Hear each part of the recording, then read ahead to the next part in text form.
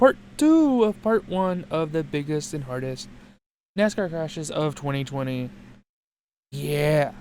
So that being said, we are now into the Daytona 500, and obviously we know what one of the biggest wrecks in this race was. I'm not going to show it because, well, dude, legit, no. Here's the big one. Man. Well, there goes half the field. Sure does. And it's Ryan Newman leading them around. Oh, Jimmy Johnson. Hopes in his final Daytona 500. Kurt Busch, another former Daytona 500 winner. Brad Keselowski trying to win it for the first time, all torn up. Bubba Wallace, Eric Almirola, one of the fastest Fords in this entire field. And here's Martin Truex, who couldn't get back to the lead pack and gets all torn up. Smoke out the exhaust pipe. That's not a tire problem for the 18 of Kyle Busch. We are, of course, under caution with 15 to go. Watch the outside line here, Jeff. You can see Joey Logano really aggressive to the rear bumper of the 10. He's going to push him all the way up to the 2. And they just, right before the 10 gets there, there's a little bit of movement. And that little bit of movement, when you make that much contact, turns your car right around. That's exactly what happened to Brad Keselowski and the 10 of Almirola. And that happens right in front of most of the field. And that really all started with a big push from Joey Logano. Remember Joey Logano talking on the radio earlier about, you got to tell me when I'm pushing that car and it's going to make contact with the car in front of us. Well, that happened right there with his teammate. Here's our Ford onboard camera with Logano. You could hear he started to lift, but unfortunately Almirola's car started sort of swaying back and forth right before he made contact with the 2. Hooks his bumper, turns him around. Oh, he slammed Alex Bowman. And then it's on. And for the second time in less than a handful of years, Eric Almirola ends up being knocked out of a good chance to win the Daytona 500.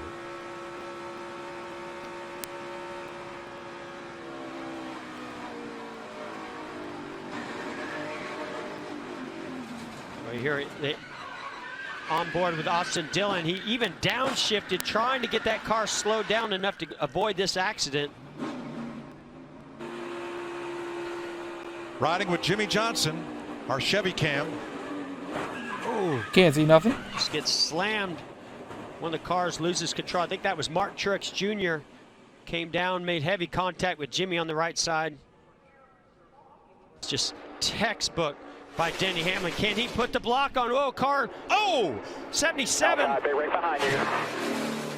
That was Ross Chastain. Got down on the apron, turned him sideways up the racetrack. Straight into Ryan Preece. And we have involved. Another multi-car pileup. With 2 to go, we'll go to overtime. There's the Connecticut Kids car. Joey Logano. Logano's got a flat left rear and trouble on the right front. Ty Dillon stuck in the grass, no rear deck lid or spoiler. This is literally just all been Daytona 5, all Daytona week. He wants to make it around to pit road to load the car. Yeah, I believe so. And Ryan Preece, that car won't steer, it's against the wall. Now Almirola, that's prior damage, he just got back out there. Well, I knew those cars were going to stall out. You can see right there, Ryan Preece sort of pushes Chastain down onto the apron. As soon as it gets down the apron, he loses control. And heavy impact to the 22 of Logano from Chastain. Car goes sideways, he tries to correct. You know, those kinds of impacts for Logano, it might not look as big of an impact as what we see some of these other cars because of the damage, but when you get right into the driver's side door and then the passenger side door goes in the wall, those hurt. That almost looks, Jeff, like the right rear went down with all those sparks and the car just took off. I think the car, once he came up on the apron, the car just got a little sideways. He tried to correct and it caught the banking and shot the nose over.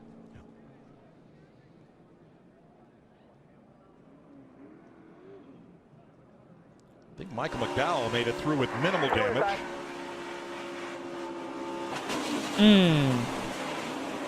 Ouch. See Christopher Bell go by with some damage. Let's ride with him and our Toyota Cam. Ooh. God damn. Just nowhere to go. And we'll ride with Ross Chastain. He had such a run. You're really, at this stage in the race, you have no choice. You just can't lift. And there was only a half a car width of room there, and he tried to take it. He's made it to pit road.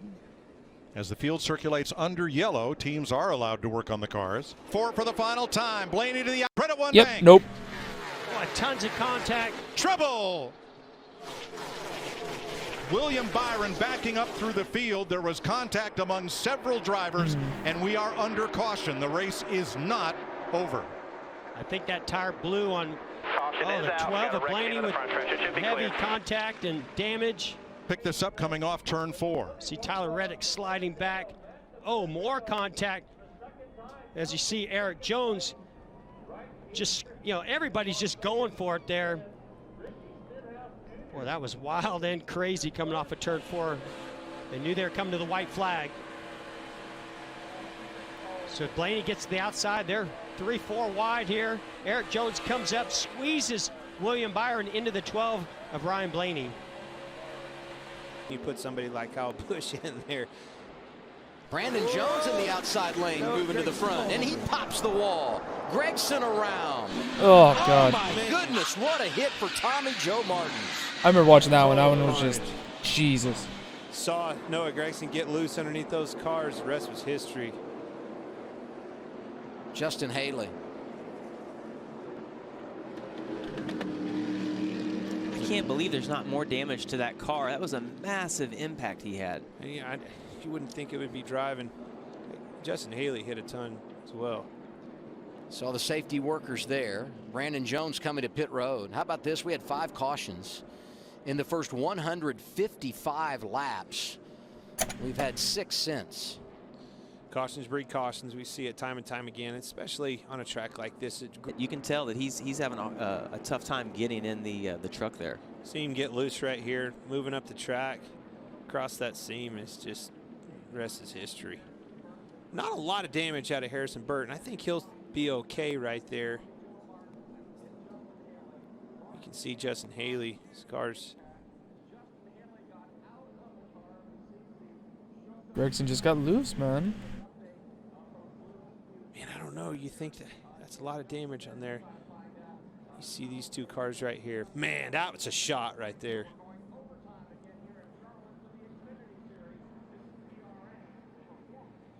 I think it knocked his hands off the wheel. He hit so hard right there. Yeah, and I'll tell you, I mean, sometimes we see these wrecks and you think massive impact, and from a driver's perspective, it wasn't that bad. And there's other times they don't look bad on TV. And this they one really will tell stink. us how bad it was. Well, I hit one last night that was. You're stung. Yeah, you're stung. And I can tell you right now, that one did too.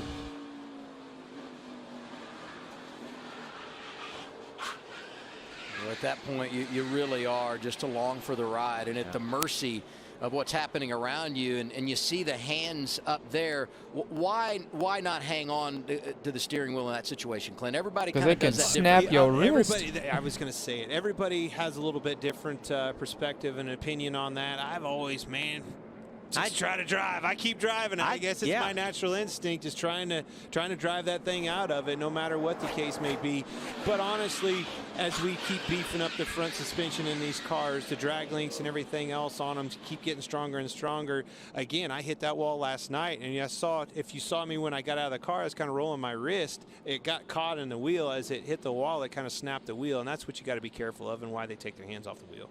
The IndyCar drivers, you see those guys with the rack and pinion steering, the dirt late model guys, that steering is a lot stronger and it'll break your wrist. That Tommy Get your Joe thumb Martins. hooked in a wheel. Just a lot of things can go wrong right there if you're not careful.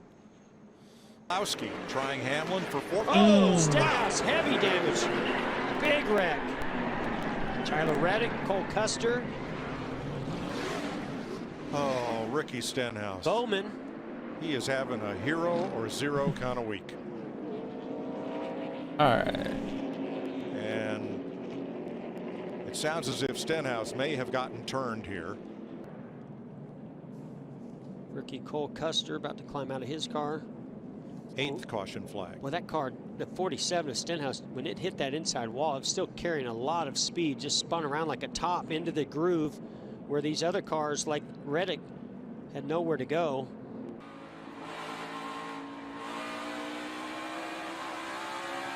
You can see the 47 checks up a tiny bit right there before Jimmy Johnson makes contact with him.